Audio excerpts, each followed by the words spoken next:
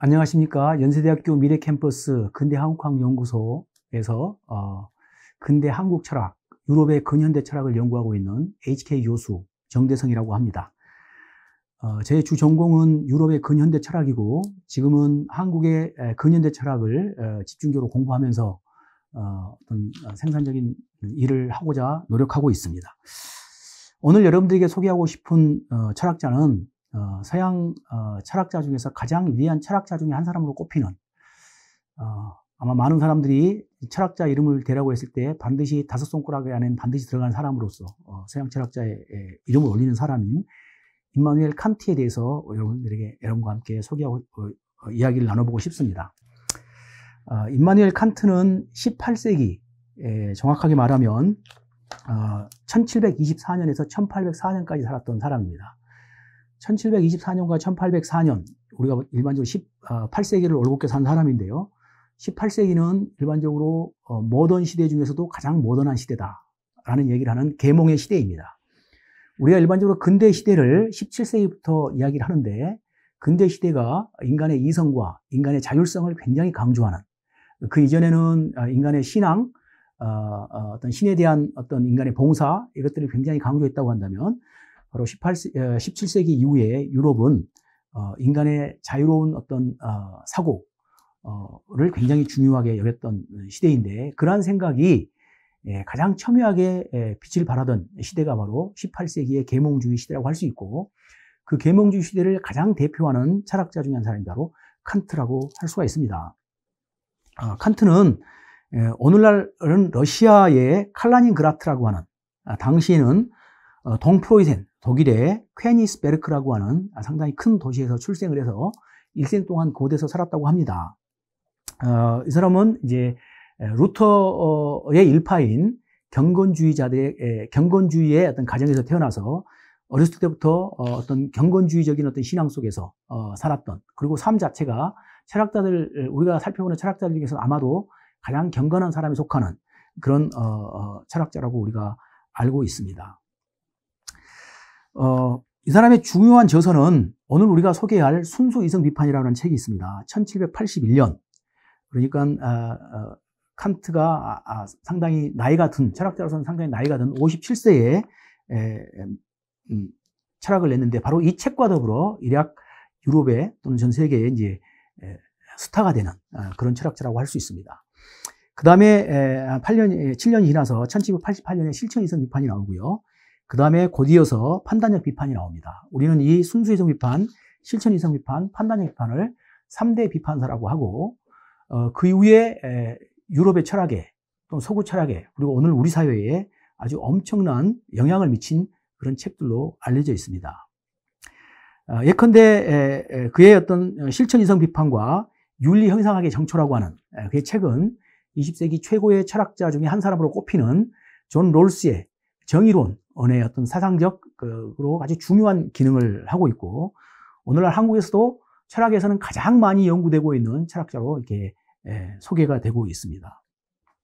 그 양재천에 가면은 그 양재천 한 곳에 칸트의 상이 있습니다. 참 특이한 상황인데, 칸트의 상이 있고 칸트의 문구가 이렇게 적혀 있는데, 아마 어떤 분이 그걸 입안하고 그걸 설치했는지는 모르겠지만 아주 사람들에게 굉장히 인상을 주는 그런 거라고 생각하고, 그 앉아서 이렇게 칸트처럼 사색하는 장면을 연출하는 것도 괜찮아 보입니다. 또 얼마 전까지 지금도 그렇고 가장 많이 팔린 철학책 중에 하나가 마이클 샌델의 정의란 무엇인가라는 책인데, 그 정의란 무엇인가에서는 칸트를 굉장히 중요하고 비중 있게 다루고 있습니다. 아마 정의란 무엇인가라는 책을 많은 사람들이 읽어보기도 했고 또 소개하기도 하고 하는 그런 책인데, 아마 그 중에서 가장 어려운 부분이 칸트 부분, 그리고 롤스 부분이 아닌가 싶은데, 칸트가 아주 중요하게 비중을 차지하고 있는 건 롤스를 설명하기 위한 이론적 작업으로서 이제 칸트를 설명을 하고 있습니다. 그만큼 그러면서 그 샌들이 소개하기를, 칸트 철학은 매우 어렵다. 하지만 지레 겁먹을 필요는 없다. 칸트를 이해하는 것은 철학을 이해하는 일일 뿐만 아니라 공적 삶의 핵심적 사고방식을 살펴보는 일이다. 칸트를 이해하는 게 곧 철학을 이해하는 것이랍니다. 그 정도로 칸트는 현대인들에게 많은 영향을 준 사람이라고 할 수 있습니다. 칸트는 유럽의 근대의 3대 철학사조가 있는데 바로 합리론과 경험론과 관념론입니다. 합리론의 대표적인 사람은 데카르트, 스피노자, 라이프니츠입니다. 이 사람들은 합리론이라는 말 자체가 어떤 이성적 사유, 이성의 어떤 완전성, 이성에 대한 신뢰를 굉장히 강조하는 그런 입장을 합리론이라고 합니다. 이 사람들은 기본적으로 세상을 바라보는 방식이 굉장히 수학적인 방식으로 세상을 바라봅니다. 세상은 결국 수학적인 질서로 이루어져 있다고 생각하는 겁니다. 그런 수학적 질서를 자연에 대비한 것이 바로 현대의 자연과학이죠. 예를 들어 뉴턴 같은 사람, 갈릴레오 같은 사람들은 바로 이 수학적 질서를 통해서 자연을 설명하고자 하는, 또는 자연이 수학적 질서로 이루어졌다는 것을 보여준 사람들인데, 그런 생각으로 인간이 관계하는 모든 존재를 그런 수학적 질서로 해명하려고 하는 사람들을 바로 우리는 합리론자다라고 이야기를 합니다. 또 그 이후에 경험론이라고 하는 자들이 있는데, 경험론자들은 영국에서 발생했기 때문에 일반적으로 영국의 경험론이라고 이야기를 합니다. 로크와 버클리와 휴미라고 하는 겁니다. 이 사람들은 인간의 이성이 합리론자들처럼 그렇게 완전 무결하거나 또 그렇게 완전하다, 또는 그렇게 세상을 온전하게 다 설명할 수 있다라고 생각하지 않습니다. 이 사람들은 세상은 기본적으로 우리의 경험을 통해서 세상을 이해하게 된다. 경험이라고 하는 것은 전통적으로 철학에서 굉장히 철학에서 이렇게 경원시했던 그런 개념이 경험입니다. 왜냐하면 철학은 진리를 탐구하는 건데, 우리의 경험은, 인간의 경험은 예를 들어서 눈으로 하는 경험 또는 손으로 하는 경험, 인간의 감각을 통해서 하는 경험들이라고 하는 것은 대부분들의 사물의 본질이 아니라 사물의 일부분만을 탐구하고서 마치 그것이 전부인 것처럼 생각하는 경향이 있다는 겁니다. 그래서 철학에서는 예를 들어 플라톤 같은 고대 철학자도 인간이 참다운 세계를 알기 위해서는 인간의 감각의 세계로부터 벗어나서 이성의 세계로 돌아가야 된다. 참다운 세계는 이데아의 세계인데 그 세계는 보이지 않는 세계다. 감각되지 않은 세계다. 라고 생각을 해서 참다운 세계는 오로지 인간의 영혼을 통해서만, 혹은 인간의 이성을 통해서만 도달할 수 있다라고 생각했던 게 경험이라는 개념인데, 경험론자들이 그렇게 천시봤던 인간의 경험을 철학의 가장 핵심적인 요소로 격상시켰다는 겁니다. 말씀드렸듯이 경험이라고 하는 것은 사물의 일부만을 포착하고서 마치 그게 전부인 것처럼 생각하는 경향이 있습니다. 그러나 경험론자들은 우리는 우리의 경험을 떠나서는 아무것도 할 수 없다. 우리가 참다운 보편자라고 말하는 것들도 사실 경험으로부터 추상한 것이다. 경험으로부터 추상한 것이다. 라고 하는 것이죠. 즉 이성적으로 보편적인 것들을 발견하려고 하는데, 그것들은 인간이 경험을 하면서 그것들의 그 모자란 부분들을 다 없애버리고 정말 완벽하게 만들어서 이렇게 만든 것이기 때문에 우리가 인간의 경험을 떠나서는 어떤 대상에도 접근할 수가 없다라는 생각을 했던 겁니다. 그게 바로 로크고 버클리고 휴미라고 하는 사람들입니다. 임마누엘 칸트는 독일 사람으로서 라이프니츠의 세례를 아주 많이 받았던 사람입니다. 라이프니츠의 세례를 받았다는 얘기는 라이프니츠의 생각들을 그대로 철학의 전반에 확대시킨 사람이 볼프라고 하는 사람이 있었는데, 볼프라는 사람이 일종의 합리론의 아주 중요한 인물인데, 바로 칸트는 합리주의자로부터 출발합니다. 즉 인간의 이성에 대한 엄청난 신뢰를 가지고 있었다는 것이죠. 그런데 칸트가 어느 날 경험론자인 휴무를 읽고서 우리가 뭔가를 안다라고 하는 것이 경험을 떠나서 알 수 있나? 결국 우리가 경험을 통해서만 세상을 알 수 있는 거 아니냐? 즉 합리론은 문제가 있는 거 아니냐? 라고 하는 생각을 하게 됐다는 겁니다. 합리론자들은 우리의 감각, 경험을 주도하는 우리의 감각이라는 것은 굉장히 유약하고 그 다음에 또 굉장히 유한하기 때문에 진리에 도달할 수 없다라고 생각을 했었습니다. 진리에 도달할 수 없다라고 생각을 했다는 겁니다. 예를 들어서 우리의 시각이라고 하는 것은 빛을 바라볼 때 소위 말해서 가시광선 내에서만 우리가 사물을 바라보게 됩니다. 하지만 빛은 가시광선 외에, 즉 적외선 바깥에는 빨간색 빛 바깥에는 적외선이 있고, 보라색 바깥의 빛에는 자외선이 있는데, 자외선과 적외선은 우리의 시각을 통해서는 바라볼 수가 없습니다. 우리의 시각으로서는 오로지 빛의 가장 일부분인, 가장 작은 부분인 소위 말해서 가시광선에 내에서만 우리가 빛을 보면서도 그게 마치 빛이라고 생각한다는 겁니다. 하지만 실제로는 빛은 그것보다 훨씬 더 넓은 파장을 가지고 있다고 생각하고, 오늘날은 자외선과 적외선이 인간의 삶에 중요한 역할을 하고 있다는 것을 우리가 알게 됩니다. 즉 인간의 경험은, 즉 예컨대 인간의 시각은 사물의 일부분만을 보고 있기 때문에 사물의 전체 모습을 볼 수 없다라고 생각을 했었는데, 그리고 그런 생각을 칸트도 받아들이고 있었는데, 경험론자인 흉을 읽고서, 흉의 철학을 읽고서, 야, 우리는 경험의 한계를 넘어서서는 결코 아무것도 알 수 없다라는 생각을 하게 되었다고 합니다. 그를 오랫동안 합리론자로 가두고 있었기 때문에, 즉 우리의 이성은 진리를 발견할 수 있다라고 하는 생각을 가지고 있었는데, 흉은 우리는 진리에 다다를 수 없어. 우리가 알고 있는 것은 경험의 한계 내에서야.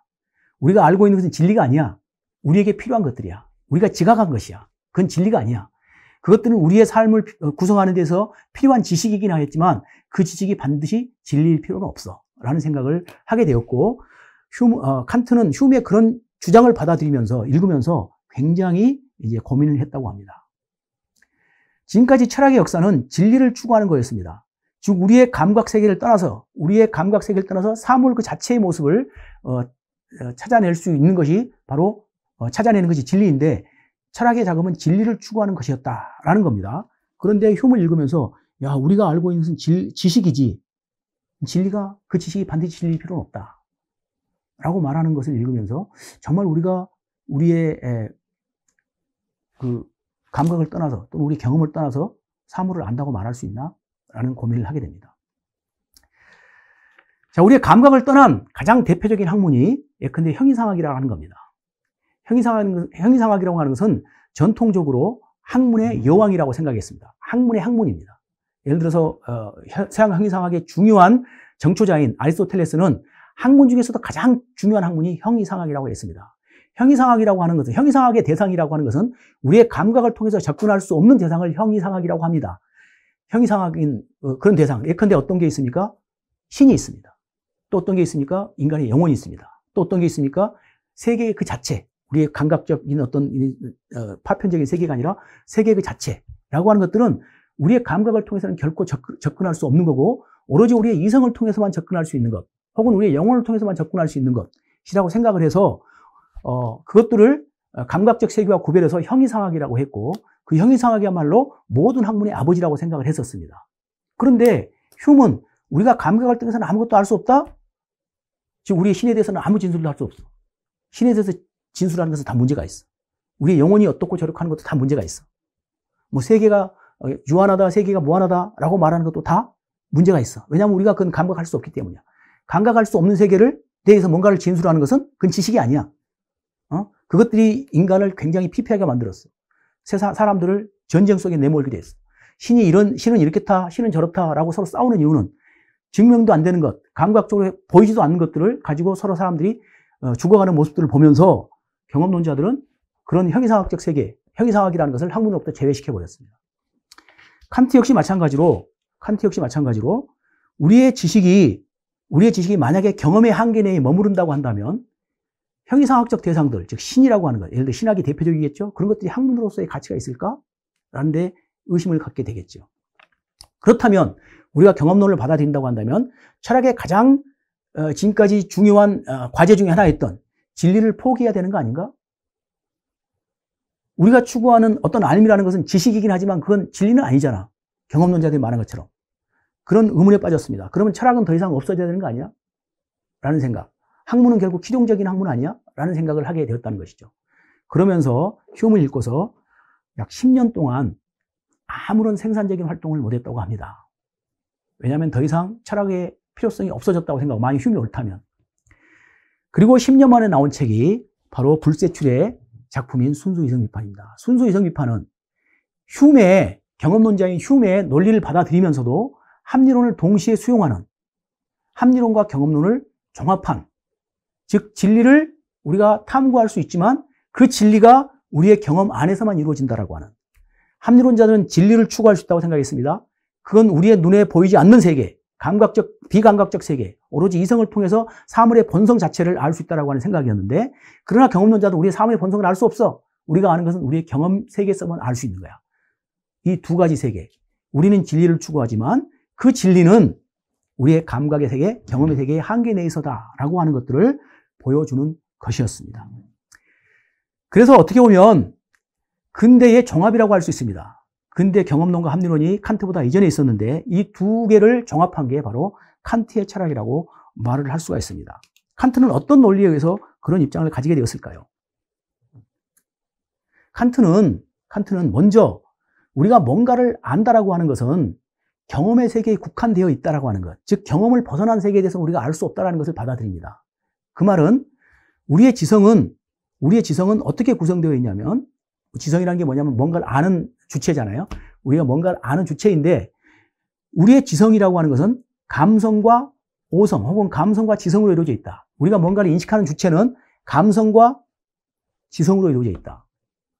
감성이라고 하는 것은 우리가 사물을 마주하는, 사물을 직접 접촉하는, 사물을 직접 받아들이는 통로가 감성이고, 지성이라고 하는 것은 그 감성을 통해서 받아들인 것을 가공하는 능력이다 라는 생각을 하게 됩니다. 따라서 어떤 대상이 우리의 감성을 통해서 지각이 되지 않는다면, 근데 뭐가 있을까요? 영혼이라고 하는 것, 또는 신이라고 하는 것, 또는 어떤 세계 그 자체라고 하는 것, 이런 것들은 사실 우리 감성을 통해서 들어오지 않는 것들이에요. 들어오지 않는 것. 다른 말로 표현하면 감성이라는 것은 시간적인 것과 공간적인 것, 공간과 시간 속에 있는 것을 우리가 받아들이게 되는데, 우리의 감성은 그런 시간과 공간 속에 있는 것들만 우리가 감각하게 되는데 그것을 벗어나 있는 것에 대해서는 우리가 감각을 할 수가 없습니다. 따라서 우리가 뭔가를 안다라고 하는 것은 감성을 통해서 받아들여야만 해요. 감성을 통해서 받아들여야만 하고, 그렇게 받아들여진 것을 우리의 지성이 이렇게 종합을 하고 분석을 하고 결합을 시키는 그런 작업을 한다는 겁니다. 이때 지성은 합리론자들이 말하는 이성과 유사한 기능을 가지고 있고, 감성이라는 것은 경험론자들이 말하는 감각과 유사한 기능을 하고 있습니다. 그런데 감성을 가만히 분석해 보면, 우리가 사물을 받아들일 때, 우리가 감각을 통해 사물을 받아들일 때 사물은 항상 시간과 공간 속에 배치되어 있다는 겁니다. 다른 말로 표현하면 우리의 감성은 시간과 공간이라고 하는, 공간과 시간이라고 하는 형식을 우리가 이미 가지고 있어서 우리가 사물을 받아들일 때 항상 시간과 공간 속에 배치를 하게 된다는 겁니다.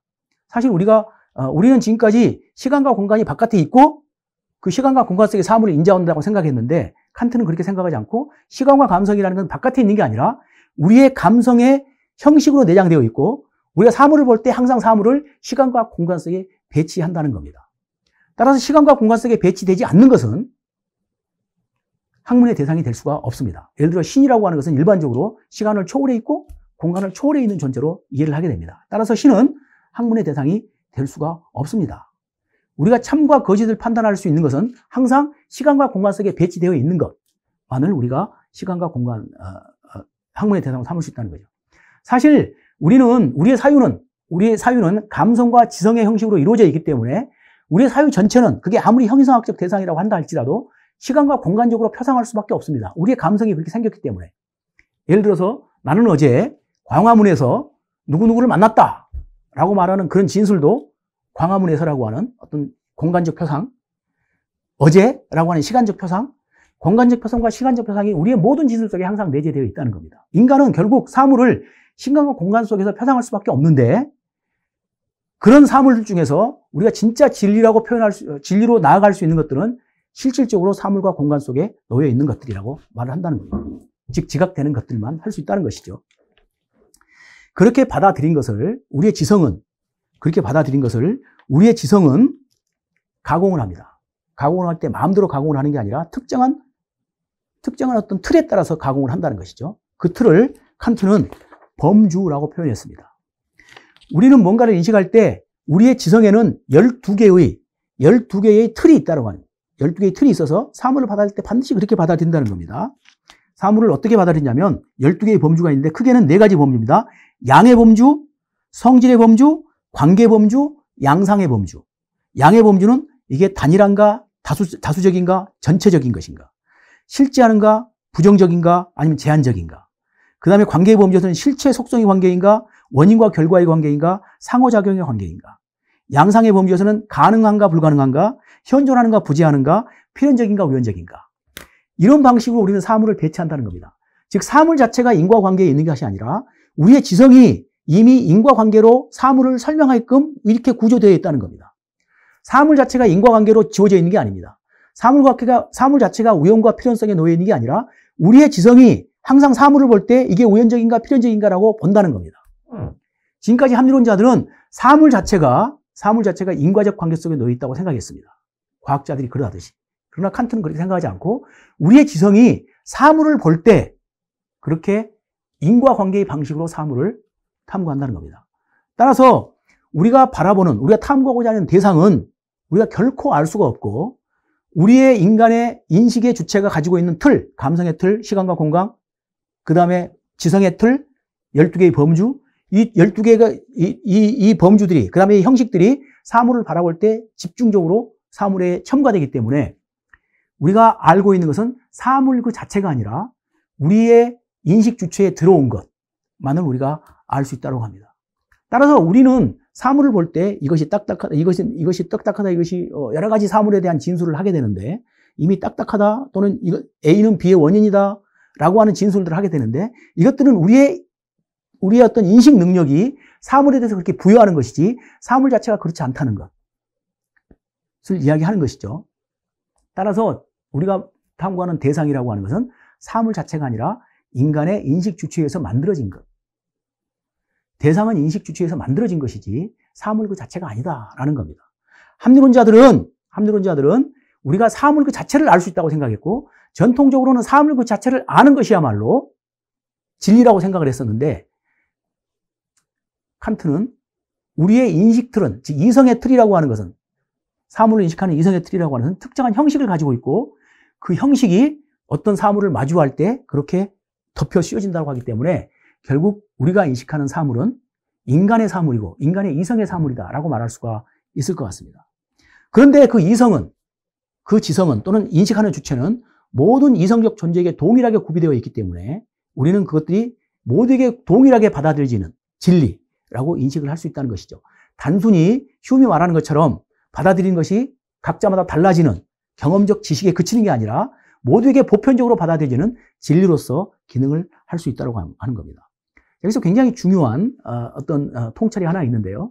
굉장히 중요한 통찰이라는 것은 뭐냐면 지금까지 우리가 사물을 알고 진리를 안다라고 하는 것은 나와 상관없이 바깥에 있는 그 대상을 그대로 모사할 때 우리는 그걸 진리라고 하는 것이죠. 즉 A를 A라고 할 때 우리는 진리라고 말을 했습니다. A를 A라고 말을 할 때 그것은 진리이고 A가 아닌 것을 A가 아닌 것이라고 말을 할 때 그것을 비진리라고 한다. 가장 전통적인 아리스토텔레스가 서양의 상당히 초기에 진리란 그런 것이다. 즉 우리는 진리 그 자체에 대해서 탐구할 수 있는 능력이 있다라고 생각을 했었습니다. 그걸 우리는 진리 상응설이라고 합니다. 칸트 역시 마찬가지로 진리 상응설을 포기하지 않지만 하지만 칸트의 정신을 그대로 따라가다 보면 진리라고 하는 것은 인간의 인식 주체가 만든 것이다. 상당히 진리 구성적 입장을 그 안에 내포하고 있다는 것을 알 수 있습니다. 진리라는 것은 구성되는 것이다. 세상이라는 것은 구성되는 것이지 그 자체에 있는 것이 아니다. 다른 말로 표현하면 인간이라는 이성적 존재가 바라보는 것. 이성이라는 것은 보편적인 어떤 틀을 가지고 있다고 생각했는데 이성적 존재가 가지고 있는 것. 그리고 또 이성적이지 않은 존재가 바라보는 것은 전혀 다른 세계일 것이라는 겁니다. 전혀 다른 세계일 것이라는 것이죠. 그래서 우리는 결코 사물 그 자체는 알 수 없고 우리 인간에게 드러난 것만이 우리가 사물에 대해서 알 수 있다라는 생각을 하게 됐다는 것입니다. 바로 이러한 생각을 우리는 코페르니쿠스적 전회다. 코페르니쿠스적 혁명이다라고 이야기합니다. 르네상스 시대에 코페르니쿠스라고 하는 폴란드의 그 유명한 천체학자가 지동설을 주장을 했습니다. 지금까지는 그 중세 시대에는 땅이 세계의 중심이라고 생각을 했고 모든 천체는 땅을 중심으로 움직인다고 생각을 했었습니다. 그게 이제 천동설이라고 하는 것이죠. 그런데 천동설을 통해서는 특정한 천체 현상을 설명할 수가 없었는데 코페르니쿠스는 지구가 중심이 아니라 태양이 중심이라고 생각하고 우리가 그런 천체 현상들을 설명한다면 훨씬 더 합리적으로 세계를 설명할 수 있다라고 생각을 했습니다. 즉 천동설을 지동설로 바꾼 것이죠. 세계를 바라보는 눈을 근본적으로 바꾼 겁니다. 칸트는 자신의 철학이 코페르니쿠스적 혁명과도 같은 것이다. 지금까지 우리의 인식 주체는 대상이 중심이고 그 우리의 인식 주체가 대상을 돌아다니면서 대상이 이렇다라고 판단할 수 있다고 생각했는데 칸트는 그렇게 생각하지 않고 우리 인식 주체가 가운데 있고 대상들이 우리 주위를 돈다. 즉 대상은 인식 주체가 구성하는 거고 인식 주체에 의해서 만들어지는 것이다 라고 하는 생각. 이렇게 하게 되었다는 것이죠. 하게 됐다는 겁니다. 그래서 이것을 철학에 있어서 코페르니쿠스적 혁명이다라고 이야기하는 겁니다. 이런 생각을 아주 적극적으로 받아들인 사람들이 소위 낭만주의자들입니다. 낭만주의자들은 이런 생각을 아주 적극적으로 받아들여서, 그리고 낭만주의자는 동시에 프랑스 혁명을 겪었던 사람들인데, 칸트 역시 마찬가지로 프랑스 혁명을 만들었고 개포했고, 낭만주의자들은 우리의 생각이 세상을 근본적으로 바꿀 수 있다는 생각을 했던 사람들입니다. 프랑스 혁명은 우리의 사유가 정치 질서를 근본적으로 바꾼 최초의 혁명이다라는 평가를 받습니다. 즉, 우리가 생각하는 대로 세상을 바꿀 수 있다는 생각, 우리가 생각하는 방식대로 세상을 바꿀 수 있다는 생각을 프랑스 혁명은 낭만주의자들에게 줬습니다. 그 사람들은 칸트로부터 어떻게 인간의 주체성, 인간의 자유, 인간이 세상을 구성할 수 있는 능력, 인식론에서뿐만 아니라 칸트의 실천 이성에서 이야기를 하는 것을 보면서 낭만주의자들은 가장 적극적으로, 예를 들어 쉴러와, 그다음 쉴러는 고전주의자인데 쉴러 역시 마찬가지로 칸트로부터 자유 개념을 받아들이고, 그 위에 노발리스 같은 사람들도 칸트로부터 자유 개념을 받아들여서 이 세상은 근본적으로 우리의 정신이, 우리의 사유가 만들 수 있다라고 하는 굉장히 급진적인 사고방식으로 발전하기도 합니다. 어쨌거나 칸트는 그 이후의 사상에 결정적인 영향을 미치고 인간의 지성에 엄청난 변혁을 가져온 사람이라고 할 수 있습니다. 물론 칸트는 순수이성 비판에서 진리라고 하는 것은 존재하는 모든 것, 또는 우리가 상상할 수 있는 모든 것에 대해서 이야기할 수 있는 것이 아니라 우리의 경험의 한계 내에서만 진리를 이야기할 수 있다. 그래서 어떤 사람들은 칸트가 뉴턴의 물리학을 철학적으로 정당화해 준 사람이다 라는 이야기를 하게 됩니다. 즉, 우리의 뭔가를 인식하는 것의 한계를 설정하는 것이죠. 즉, 다른 말로 표현하면 우리가 인식할 수 없는 영역이 있다는 것을 이야기합니다. 아까 신의 영역은 우리의 인식 영역이 아니고 진리 영역이 아닙니다. 그건 종교의 영역이에요. 그래서 오히려 칸트는 순수이성 비판에서 자기가 우리의 지식의 영역을 한계 짓는 이유는 종교를 위한 자리를 마련하기 위해서다. 즉, 종교라고 하는 것, 또는 종교의 대상이 신이라고 하는 것, 그건 진리의 대상, 지식의 대상, 알의 대상이 아니라 믿음의 대상이다라는 생각을 하게 되고, 그 믿음이라고 하는 영역에 특정한 자리를 할당하는 겁니다. 또는 믿음의 영역이 우리의 진리 세계 전체를 차지하는 것에 대해서는 비판을 담고 있습니다. 중세시대가 그랬죠. 중세시대는 우리의 믿음의 영역이 우리의 알의 영역을 다 지배를 했었습니다. 그런데 경험주의자들은 우리의 알의 영역을 통해서 믿음의 영역을 제거시켜버렸습니다. 그런데 칸트는 우리의 지식의 영역을 한계 지음으로 인해서, 우리의 알의 영역을 한계 지음으로 인해서 알의 영역이 아닌 영역을 위한 자리를 마련했습니다. 그게 종교의 영역이고, 또 한편으로는 미의 영역이고, 또 한편은 도덕 영역. 도덕 영역, 종교 영역, 미의 영역은 알의 영역이 아니다라는 겁니다. 그렇게 해서 인간의 지식의 한계, 인식의 한계를 설정하고, 인간의 영역은 알의 영역뿐만 아니라 도덕적 선의 영역, 성스러움의 영역, 아름다움을 추구하는 영역, 이것들이 서로 독립적으로 작용하고 있다는 것을 보여주는 겁니다. 어쨌거나 순수이성 비판은 그러한 어떤 생각들을 위한 아주 정초 작업이었고, 인간의 지식의 한계를 설정함으로써 인간의 다양한 활동성들의 자율성들을 보장해주는 그런 방식으로 이후에 발전했다는 것을 확인해 볼 수 있겠습니다. 이상으로 강의 마치겠습니다. 감사합니다.